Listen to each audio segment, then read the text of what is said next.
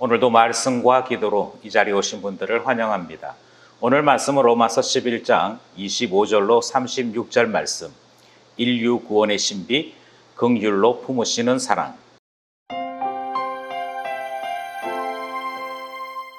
형제들아, 너희가 스스로 지혜 있다 하면서 이 신비를 너희가 모르기를 내가 원하지 아니하노니, 이 신비는 이방인의 충만한 수가 들어오기까지 이스라엘의 더러는 우둔하게 된 것이라.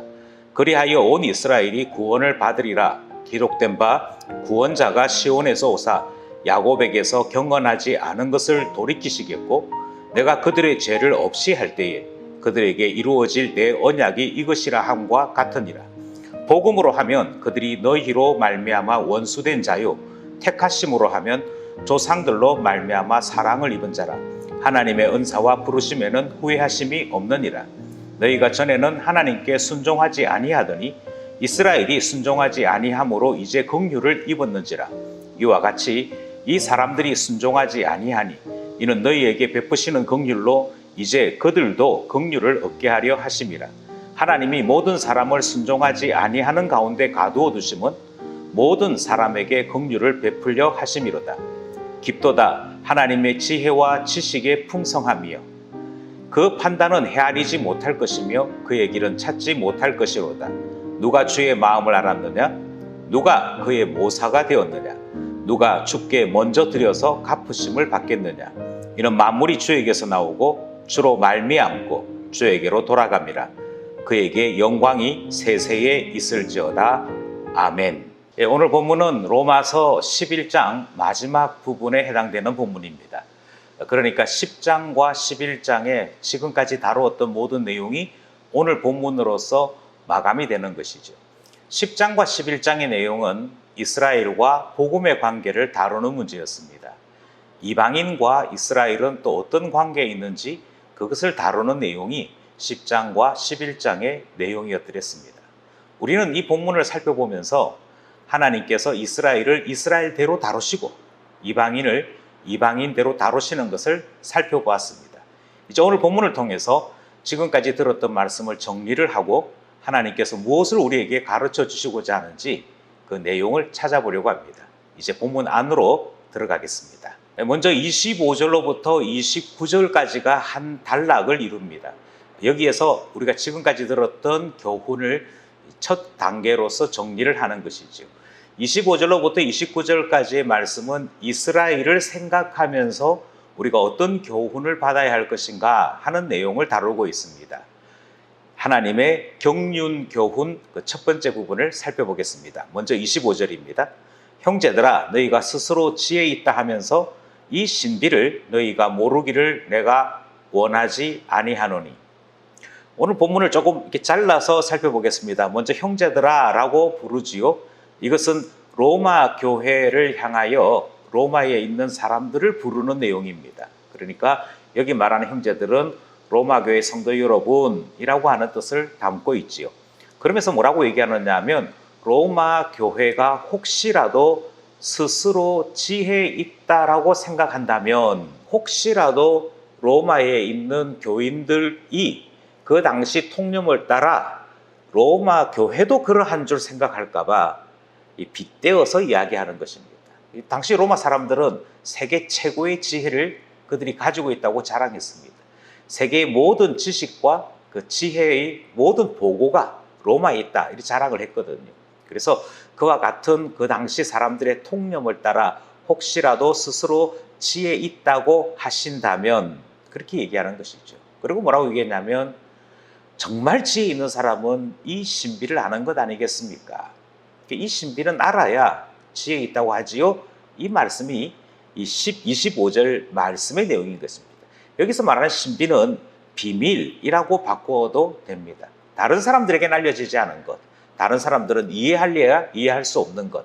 그런데 참으로 지혜 있는 사람, 하늘의 지혜를 가지고 있는 사람들은 알고 있는 그것을 알아야 하지 않겠습니까? 그래야 지혜 있는 사람이지요. 이 말씀이죠. 그럼 뭘 알아야 되느냐? 25절 뒷부분이 다시 설명합니다. 이 신비는, 이 비밀은 이방인의 충만한 수가 들어오기까지 이스라엘의 더러는 우둔하게 된 것이라. 이 문장을 조금 뒤집어서 이해하시면 빠를 것 같습니다. 이스라엘이 왜 저렇게 우둔하게 되었습니까? 그것은 하나님께서 이방인들 구원시키고자 이방인들이 충분히 온전히 구원에 이를 수 있도록 하시고자 하나님께서 이스라엘을 어리석게 만드신 겁니다. 그래서 이 참 놀라운 비밀이다. 어떻게 자기 백성이었던 이스라엘은 끄끄시고 그 자리에 이방인이었던 우리를 붙여서 구원케 하시는가? 참 놀라워. 그게 알아야, 이 사실을 알아야 지혜 있다. 그렇게 말씀하는 것이죠. 그러니 오늘 여기 25절로부터 29절까지는 누구를 통한 교훈을 집중하고 있는 거 아니? 바로 이스라엘. 이스라엘을 바라보면서 좀 신비롭지 않아? 정말 놀랍지 않아? 그 이야기가 진행되는 것입니다. 이 이야기가 26절에도 이어집니다. 그리하여 온 이스라엘이 구원을 받으리라 기록된 바 구원자가 시온에서 오사 야곱에게서 경건하지 않은 것을 돌이키시겠고. 예, 성경이 먼저 이 사실을 이야기하고 있습니다. 이렇게 한 것이 결국은 결론이 무엇으로 나느냐? 이스라엘이 구원을 받는 것으로 끝이 난다는 것입니다. 이게 기록된 대로 이 선지자의 예언이 있었다는 것이죠. 이렇게 해서 하나님께서 이스라엘을 구원하실 것이라고 하는 예언이 있었다. 그렇게 말씀하는 것이 등장을 합니다. 이 예언의 말씀은 이사야서에 있는 말씀을 인용하는 것입니다. 그것을 그대로 가져오는 것은 아니고 해석해서 가지고 오는 것인데, 이 해석은 야곱이 어리석은 가운데, 야곱이 그러니까 이스라엘이죠. 이스라엘이 어리석은 가운데 구원자가 오심으로, 그러니까 주님께서 메시아를 보내심으로 드디어 이 야곱이 구원에 이르게 된다. 그때까지 이스라엘은 우둔하다. 이스라엘은 그때까지 자기 교만에 살고 있다. 이것이 하나님의 계획이었고, 이 계획을 통해서 이스라엘은 구원에 이른다. 이렇게 말씀하고 있는 것입니다. 그러니 지금 하나가 낮아졌다가 하나가 높아졌다가 다시 그것이 낮아졌다가 높아졌다가 이런 여러 변수들이 발생을 하지요. 이 여러 변수들을 지금 바울은 비밀이다. 하나님께서 세상을 다스리시면서 이 놀라운 일들을 행하시는데 이 비밀을 알아야 지혜로운 사람이다. 그 말씀이 등장하고 있는 것입니다. 27절도 같은 내용이 등장하죠. 내가 그들의 죄를 없이 할 때에 그들에게 이루어질 내 언약이 이것이라 함과 같으니라. 주님께서 약속하신 것이 이루어진다는 것입니다.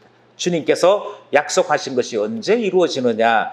내가 그들의 죄를 없이 할 때, 다르게 말씀드려서 주님이 이스라엘의 죄를 사하시는 그날이 되어지면, 이렇게 말씀하십니다. 그러면 주님께서 지금까지 하셨던 모든 약속들이 어떻게 이루어지는지를 확인하게 된다는 것입니다. 그러니까 우리는 이스라엘의 놀라운 변화들을 바라보면서 이 모든 것이 예언된 것이고 주님의 계획대로 진행되는 것임을 확인하게 되는 것이죠. 그리고 그때 가서 이 예언의 말씀이 이런 뜻이었구나. 이 경륜의 말씀이 이런 것이었고 주님께서 구원을 이렇게 진행해 가셨구나. 확인할 수 있게 된다 하는 것입니다. 이것을 아느냐 모르느냐, 지금 그거 묻고 계시는 것이지요. 28절, 복음으로 하면 그들이 너희로 말미암아 원수된 자요, 택하심으로 하면 조상들로 말미암아 사랑을 입은 자라. 두 개의 기준이 등장을 합니다. 먼저 복음이라고 하는 측면에서 이스라엘을 생각하면 이라고 하는 이야기가 먼저 등장을 했고요. 그 다음에 택하심이라고 하는 측면에서 이스라엘을 보면 이라고 하는 말씀이 등장합니다. 그러니까 사람이나 사건을 하나로만 봐서는 안 된다는 얘기입니다. 적어도 이스라엘에 대한 이해는 두 가지 측면에서 각각 일어나야 한다는 것이죠. 하나의 측면은 무엇이냐면 복음입니다. 지금 예수 그리스도를 나의 주 나의 하나님으로 고백하느냐, 그리고 예수 그리스도의 공로를 입음으로 구원 얻는 이 복음 안에 있느냐, 이 측면에서 보자면 이스라엘은 지금 하나님과 또 주님의 자녀들과 원수된 입장에 있습니다. 그들은 여전히 회개하지 않았고 복음 안으로 들어온 것이 아니지요. 그런데 반면에 하나님의 구원 경륜, 하나님의 구원 계획 속에서 살펴보자면, 그 택하심으로 보자면 하나님은 여전히 이스라엘을 버리지 않으셨습니다. 하나님의 구원 계획은 이스라엘을 향하고 있고 이방인들을 통해 시기하게 하심으로 마침내 이스라엘을 불러들이는 것까지 택하심 안에 있었거든요. 그러니 하나님의 택하심 안에서 보자면 그들은 조상 때로부터 하나님 가슴 안에 있는 사람들이다, 이렇게 얘기합니다. 그러니 어느 측면에서 보느냐에 따라서 평가가 완전히 달라지는 것이죠. 다시금 말씀드립니다. 하나님께서 세상을 다스리시는 일, 하나님께서 이 세상을 경영하는 방식을 한쪽 측면에서만 이해하면 오해하게 됩니다. 넘어지게 됩니다. 바울은 이방인인 로마 교회를 향해 이스라엘에 대한 이해를 각각 다르게 해야 된다라고 지금 가르치고 있는 것이고요. 적어도 복음의 측면, 적어도 택하심의 측면에서 적어도 2개 이상 이 기준을 가지고 평가하고 바라볼 수 있어야 하나님을 아는 사람, 하나님의 경륜을 이해한 사람이 된다라고 말씀합니다. 29절이죠. 29절이 이스라엘에 대한 하나님의 경륜에 대해 우리가 배워야 될 교훈입니다. 그러니까 25절로부터 29절이 한 단락인데 이 단락에서 하나님의 경륜이 어떤 교훈을 주는지 그 교훈이 29절에 기록된 것입니다. 29절, 하나님의 은사와 부르심에는 후회하심이 없느니라. 참 귀한 말씀이고요. 중요한 말씀입니다. 여기에 후회하다 하는 것은 철회하거나 고치거나 포기하는 것을 이야기합니다. 하나님의 계획은 그런 계획이 아니다라고 얘기하죠. 하나님께서 하다 보니 잘못했네, 할 수 없다, 이것은 포기, 이것은 고치자, 그런 거 아니라는 거죠. 후회가 없으십니다. 하나님은 후회하시지 않습니다. 하나님은 인생이 아니심으로 후회하시는 법이 없습니다. 그것은 하나님의 지혜가 그만큼 깊다는 것입니다. 하나님의 계획이 그만큼 놀랍다는 것입니다. 그래서 우리가 지금 생각하기에 한쪽 측면에 치우쳐서 하나님 세상이 왜 이렇습니까? 이렇게 이야기할 것조차도 조금만 떨어져서 보면 그것 때문에 겸손하게 되고 그것 때문에 꺾이게 되고 그것 때문에 다시 부름받게 되는 그런 일들이 일어나는 것이지. 따라서 29절은 하나님께서 어떤 일들을 벌이시는 것, 누군가에게 선물을 주시고 누군가에게 특별함을 주시는 것 뿐만 아니라 예언되어지고 택하여 부르시는 모든 하나님의 일하심, 하나님의 지혜로 세상을 경영하시는 경륜에는 사람이 아무리 평가할래도 평가할 수 없는, 사람들이 아무리 예측할래야 예측할 수 없는 놀라움이 있는 것이고요. 나중에 가서 보면 참 하나님 지혜롭구나. 지금 우리가 생각하고 있는 것처럼 하나님, 이건 하나님께서 이렇게 하시면 안 되잖아요 하는 그런 거 아니고 깊고 깊어서 후회할 것이 없는 놀라운 하나님의 지혜임을 확인하게 된다. 이 사실이 25절로부터 29절 이스라엘의 역사를 통해, 이스라엘을 다루시는 하나님의 경륜을 통해 배우게 되는 교훈인 것입니다. 이제 다음으로는요, 30절에서부터 35절까지가 한 단락이 되는데요. 이 30절에서 35절까지도 역시 마찬가지로 하나님의 경륜에 대한 교훈이 등장합니다. 그러니까 하나님의 경륜, 교훈 두 번째인 것이죠. 이 두 번째에서는 이스라엘 사람이 아니고 이번에는 이방인인 로마 교회를 중심으로 소개하고 있습니다. 30절, 너희가 전에는 하나님께 순종하지 아니하더니 이스라엘이 순종하지 아니함으로 이제 긍휼을 입었는지라. 30절이 전에는 너희가 하나님께 순종하지 아니하던 이방인들이었다, 이야기를 합니다. 그러니까 과거로 돌아가서 곰곰이 생각해 보면 이방인들도 자랑할 것이 없다는 것입니다. 이방인들도 자랑할 것이 없고 하나님께 대하여 여전히 그들은 불순종하여 죄인이었습니다.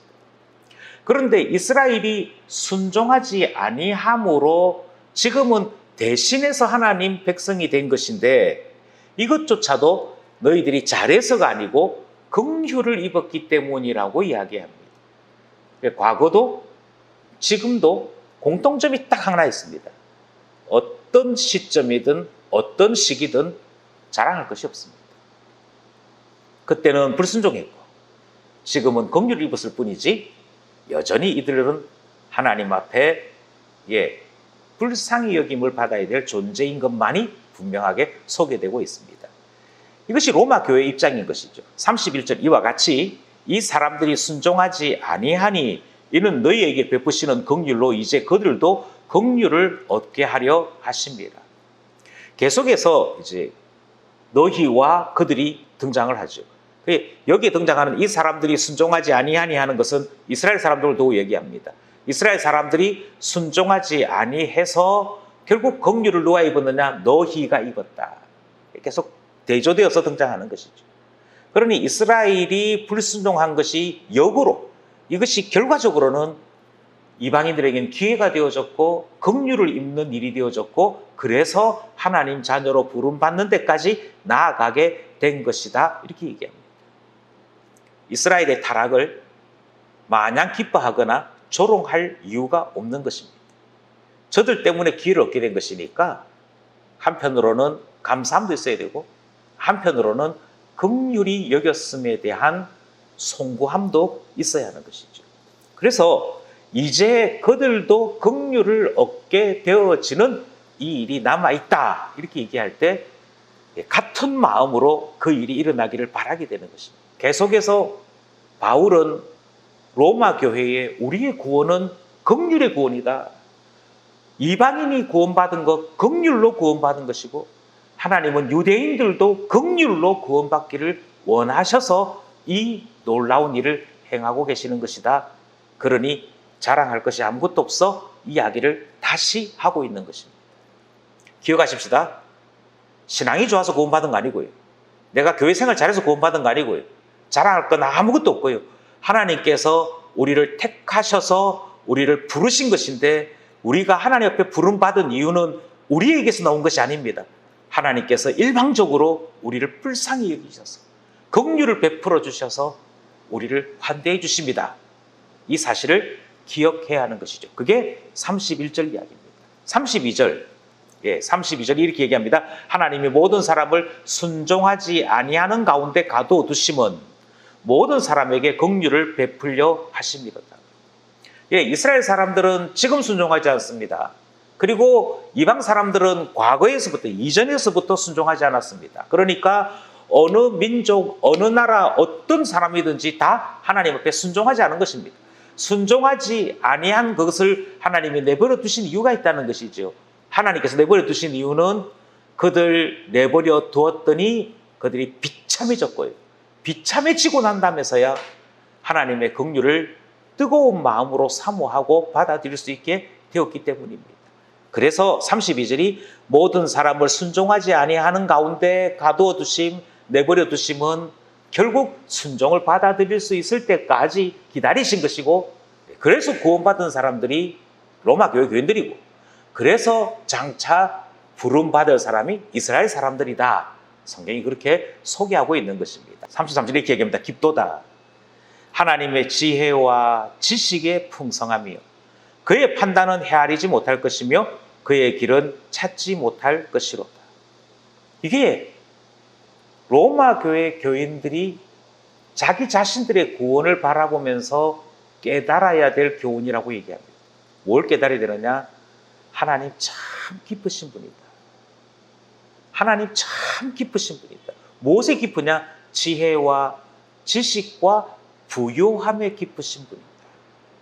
우리의 번역에는 지식의 풍성함이요 이렇게 되어 있지만 사실은 이것은 따로따로 봐야 됩니다. 하나님은 지혜, 지식, 부요함, 그 긍휼의 넉넉함에 깊으신 분입니다. 그래서 이방인도 긍휼히 여기셨고요. 유대인들도 긍휼히 여기십니다. 하나님께서 지혜와 지식을 이방인들에게도 허락해 주셨고요. 유대인들에게도 허락해 주셔서 이 비밀을 알도록 해주시는 것입니다. 그리고 깨닫고 보니 하나님께서 세상을 경영하심이 얼마나 놀라운지를 알게 되는 것이지. 그리고 이렇게 얘기합니다. 그래서 하나님께서 이 세상을 경영하시는 것을 그 누구도 판단하거나 헤아리거나 점수로 측량할 수 없다라고 소개하고 있습니다. 하나님께서 세상을 몰고 가실 때 사람들이 느끼는 느낌은 아니 하나님 살아계신다는데 세상이 왜 이렇게 되나 이렇게 되는 거죠. 그걸 우리 표현대로 하자면 길을 찾지 못하는 하나님께서 도대체 어떻게 결론을 내리시려고 이렇게 하시는 것이지, 내가 보니까 지금 자꾸 엄한 곳으로, 엉뚱한 곳으로 가고 있는 것 같은데 왜 이렇게 하시나? 이게 사람들이 하나님의 경륜 앞에서 느끼는 느낌이라는 거예요. 그런데 뭐라고 얘기하죠? 그렇지 않다.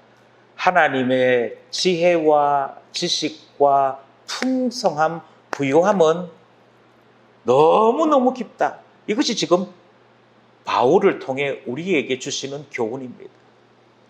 그의 판단 헤아릴 수 없습니다. 그의 길 찾을 수 없습니다.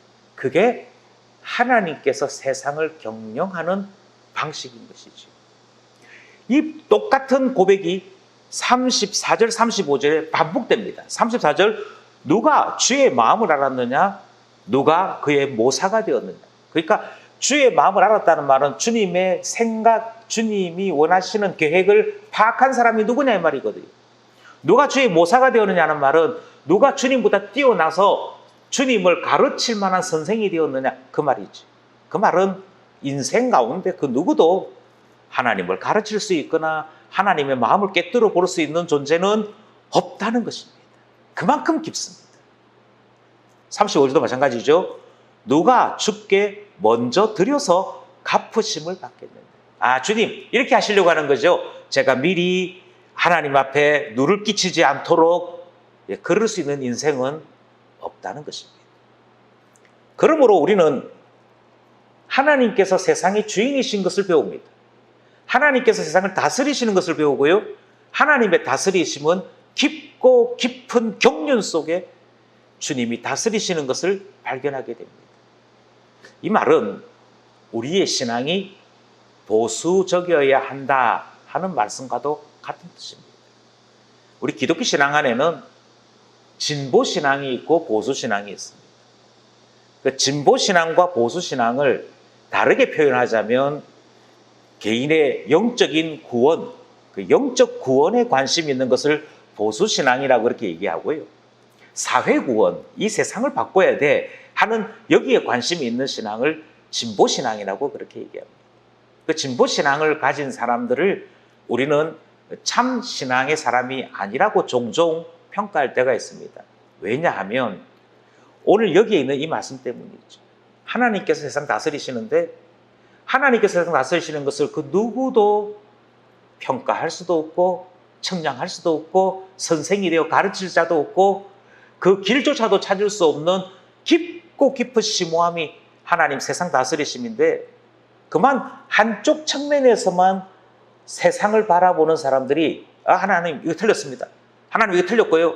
우리가 데모를 하고 우리가 힘을 모아서 세상이 이렇게 가도록 바꿔야 합니다. 이렇게 하면서 그 세상 구원이라는 말로, 그 세상을 바꿔야 한다는 말로 자꾸만 하나님의 주권에 간섭하는 일들을 행하려고 하는 것이지요.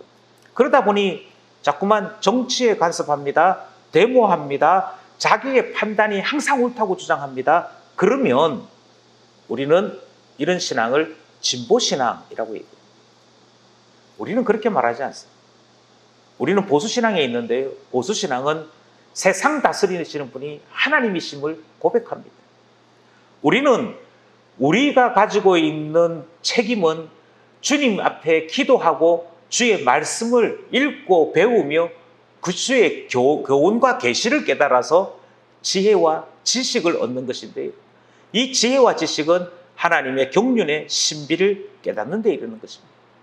깨닫고 보면 심지어 이스라엘이 꺾이는 데에도 주님의 뜻이 있고, 심지어 교만하여서 하나님이 치실 때에도 주의 뜻이 있고, 거기에 대한 그 다음에 있는 것을 깨닫게 되는 것이거든요. 이것은 신앙의 문제입니다. 하나님의 세상 다스리심을 경외함으로 인정하고 하나님의 뜻을 찾는 데 우리의 관심을 가질 것인지, 아니면 하나님의 세상 다스림에 대해 우리가 판단자가 되고 우리가 스스로 옳은 개척자가 되어서 하나님 틀렸습니다, 이렇게 가야 합니다, 저렇게 가야 합니다 할 것인지, 여기에 신앙의 모습이 딱 결정나는 것입니다. 이제 마지막 말씀에는 이것을 정리하는 아주 중요한 말씀 36절이 등장합니다. 36절, 이는 만물이 주에게서 나오고 주로 말미암고 주에게로 돌아갑니다. 그에게 영광이 세세에 있을지어다. 아멘. 이것이 이 구절이 장로교가 이야기하는 하나님 주권 사상의 가장 중요한 성경 구절입니다. 장로교는 뭘 주장합니까? 장로교는 모든 세상이 하나님의 영역 안에 있고 하나님의 주권 안에 있음을 고백합니다. 그래서 우리는 하나님께서 택하시고 부르시고 이 세상을 지혜로 경영하심을 믿고 고백하며 그것에 대해 우리는 인정하고 겸손합니다. 이것이 장로교가 가지고 있는 하나님 주권에 대한 고백이죠. 그 주권에 대한 이야기를 이방인 구원, 이스라엘 구원을 통해서 듣고 난 다음에 최종적인 결론이, 자, 곰곰이 한번 생각해 보십시오. 모든 역사, 모든 만물, 모든 사건들이 사실은 다 주님에게서부터 나오는 것입니다. 원인, 그것을 일으킬 수 있도록 모든 것을 조성하신 분이 다 하나님이십니다. 하나님 원인이시래요. 하나님이 근원이시래요. 하나님 때문에 모든 것이 일어날 수 있대요. 이 세상이 지금 존재하고 있는 것, 이 세상에 일어나고 있는 이 모든 일들이 다 누구 때문이냐면 하나님 때문이래요. 그래서 모든 세상 만물이 하나님 때문에 말미암는 거래요. 그나마 존재할 수 있게 된 것이래요. 그리고 모든 만물은 다 어디로 돌아가느냐면 주님에게로 다시 돌아갈 것이라고 얘기해요. 그러니 영광 받으실 분이 주님밖에 없으시죠. 찬송 받으실 분이 주님밖에 없으시죠. 유대인이든 로마 사람이든 헬라 사람이든 대한민국 사람이든 나의 나된 것은 하나님 은혜고 하나님의 깊은 경륜 속에 지금 우리가 21세기를 살아가고 있는 것이며 하나님의 깊고 깊은 경륜 속에 이런 일도 저런 일도 경험하게 되는구나. 우리에게 지혜가 있다면 하나님의 경륜을 이해하며 살 것이고 우리에게 지혜가 없다면 하나님을 틀렸다고 말하고 하나님의 세상 경영하는 방식이 잘못됐다고 이야기하면서 교만한 자로 살게 될 것이다. 그런데 정말 신앙이 있다면, 정말 하나님에 대한 고백이 있다면 모든 만물이 주에게서부터 나오고 주로 말미암고 주에게로 돌아가는 것이니 모든 영광 주님께 돌려야지. 이렇게 된다는 것입니다. 이 말씀으로 11장이 끝을 맺게 되는 것이죠. 지금까지 이 말씀을 들으신 여러분, 우리는 이 본문 말씀을 통해서 무엇을 깨달아야 할까요? 오늘 본문 말씀은 참 감사하게도 무엇을 깨달아야 할는지 주님의 교훈이 우리에게 어떤 교훈인지를 조목조목 요약해 주고 있습니다. 이스라엘을 바라보면서 하나님은 우리에게 하나님의 은사와 부르심에는 후회할 것이 없다. 그것을 우리의 교훈으로 전해주셨습니다. 하나님의 경륜은 그만큼 놀랍습니다. 되돌아보면 이건 없었으면 좋았을 걸, 그런 건 없다고 말씀하십니다. 하나님께서 우리에게 이스라엘을 부르신 그 부르심을 보면서 하나님은 이렇게 하시는구나. 이것이 우리가 느껴야 될 첫 번째 교훈이라고 성경이 말씀합니다. 이스라엘 교만했잖아요. 이스라엘이 교만하는 그것조차도 하나님은 사용하시는 것이라고 얘기합니다. 그러니 여러분, 주님 앞에 겸손해야겠습니다. 우리 자신을 낮춰야겠습니다. 특별히 코로나19로 온 세상이 꼼짝하지 못하고 있는 이때를 경험하면서 하나님께서 이 일을 우리로 하여금 경험케 하시는 것에도 뜻이 있구나 하는 사실을 깨달을 수밖에 없는 것이고요. 주님께서 무엇을 말씀하시고자 하시는지 엎드려 겸손히 낮아짐으로 긍휼로 구원받는 우리의 모습을 주님 앞에 고백할 수 있어야 할 것입니다. 두 번째로 오늘 본문 말씀을 통해 깊다, 하나님의 지혜, 지식, 부유함이 깊다, 그렇게 말씀하십니다. 하나님께서 세상을 다스리심이 이처럼 놀랍습니다. 청량할 수 없습니다. 그 길을 파악하고 가는 사람이 없습니다. 하나님의 모사가 되는 자가 없습니다. 그 누구도 하나님의 마음을 다 꿰뚫는 자가 없습니다. 그만큼 하나님의 경륜은 깊고 깊습니다. 그러니 독선에 빠져서는 안 됩니다. 내가 지금 판단하는 것에 빠져서는 안 됩니다. 오히려 주님께 물어야 할 것이고요. 맡겨야 할 것이고요. 주님의 뜻을 알고 난 다음에서야 우리는 그제서야 하나님 앞에 찬송할 수 있게 되는 건 아니겠습니까? 우리의 신앙이 하나님을 인정하는 데 이르게 될 것을 다시 한번 배우게 되는 것이죠. 오늘 11장 이 마지막 본문은 결론 우리에게 이렇게 말씀하고 있습니다. 우리의 시작도 지금도 미래도 주님께 향하고 있다. 영광 받으실 분은 주님이시다. 그러니 하나님께 영광 돌리는 인생으로 살아야 하지 않겠습니까? 하나님의 주권을 인정하고 찬송하며 주님 앞에 무릎 꿇고 주를 높이며 살아가는 인생, 예배하는 인생, 경외하는 인생, 하나님만 기뻐하는 인생 되어야 할 것을 깨닫는 것이죠. 그리고 그것을 위해 기도하고자 하는 것입니다. 주님, 교만하지 않게 하시고 독선에 빠지지 않게 하시고 하나님보다 높아지려고 하지 않게 하시고 그냥 전적으로 주의 영광 위에 살아가는 우리의 삶이 되게 해주십시오. 기도하여 영광 돌리는 우리 모두 되기를 소원합니다.